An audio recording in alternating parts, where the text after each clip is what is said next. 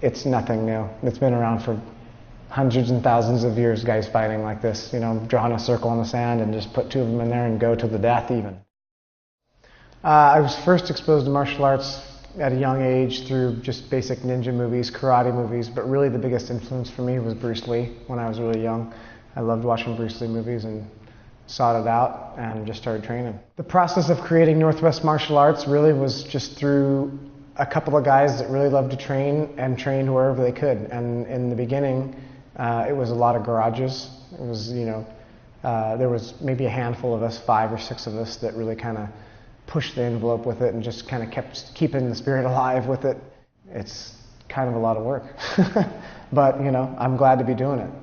Trying to teach people how to be better individuals is really what my job is to have them invest in their self. That's really kind of the tagline for the gym is investing in yourself. The sport aspect of MMA is valuable to show people really kind of what can work and what cannot really work in a self-defense situation.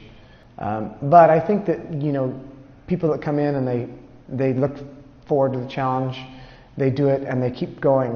I think they learn a lot about themselves and what they're able to accomplish, and it kind of can go to every aspect in their life where there's a mountain to climb, you know, they can do it and they feel like they can.